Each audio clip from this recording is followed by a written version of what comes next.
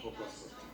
L'iniziativa di GESCO è partita il mese scorso, ma le richieste di intervento per riqualificare spazi verdi e angoli della città giungono ormai quotidianamente. Piazze, parchi come quello di San Pietro a Paterno, lasciato all'incuria durante il lockdown e rifinito con un intervento durato quasi una settimana.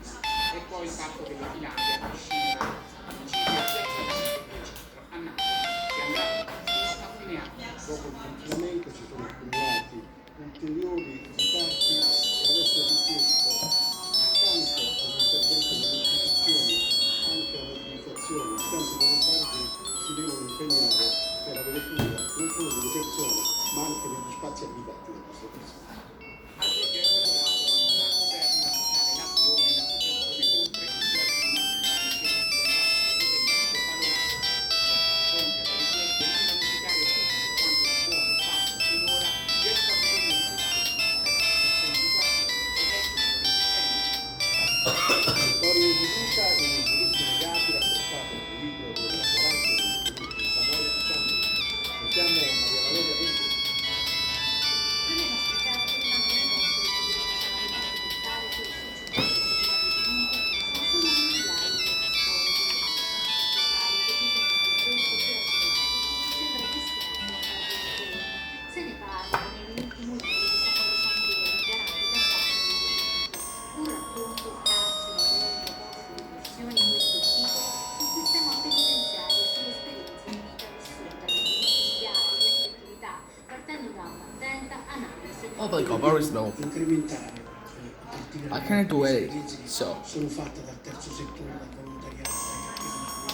Questo compito, questa zacca tra dentro e fuori, perché oltre a ricordarci la necessità del carcere dobbiamo far scontare anche in Italia le pene in maniera attenuata.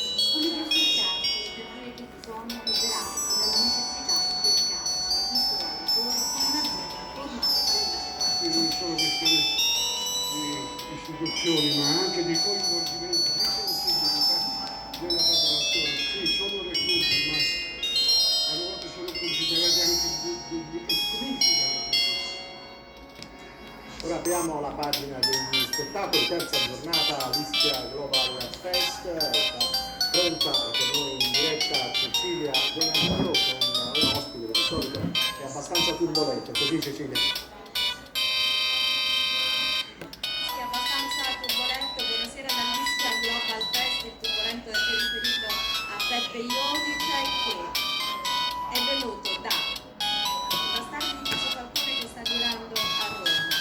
Ieri il 5, adesso A discrepanza di la verità, però dopo 3 mesi che siamo stati fermi, veramente me lo auguravo e sono contentissimo. infatti tu sei qui stasera per ritirare il premio di attore di successo 2020 per il film 7 ore per farti innamorare. La storia di questo film doveva uscire nelle sale, è arrivato il lockdown e invece è